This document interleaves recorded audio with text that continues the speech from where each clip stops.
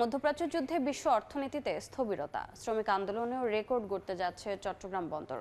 চলতি অর্থবছরের 11 মাসে 32,20,000 কন্টেনার হ্যান্ডেলিং এবং 9,95,00,000 টন কার্গো খালাস হয়েছে।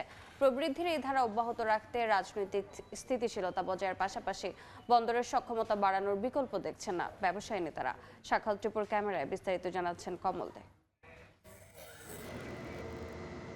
2025-26 অর্থ বছরের মে পর্যন্ত 11 মাসে 32,20,000 টিউএস কন্টেনার, 9,95,00,000 মেট্রিক টন কার্গো এবং 3,952টি জাহাজ হ্যান্ডেলিং হয়েছে চট্টগ্রাম বন্দরে, যা আগের অর্থ বছরের তুলনায় বেশি।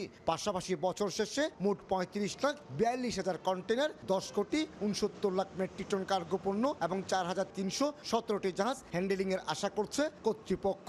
এটি হবে বন্দরের ইতিহাসে রেকর্ড।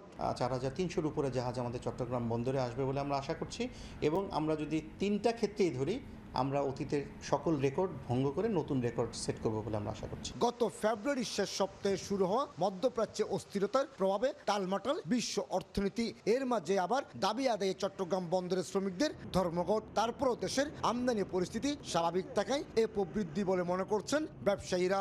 আমাদের যেহেতু ইম্পোর্ট বেস, আমাদেরকে আমদানি রপ্তানি সবকিছু কিন্তু আমাদেরকে স্মুথলি অপারেশন করতে হলে বন্দরকে 24/7 রান করতে হবে। চলতি অর্থ বছরের কন্টেনারে 7.47%, কার্গো হ্যান্ডেলিংয়ে 16.19% এবং জাহাজ আসার ক্ষেত্রে 5.89% প্রবৃদ্ধির পূর্বাভাস দিয়েছে বন্দর কর্তৃপক্ষ।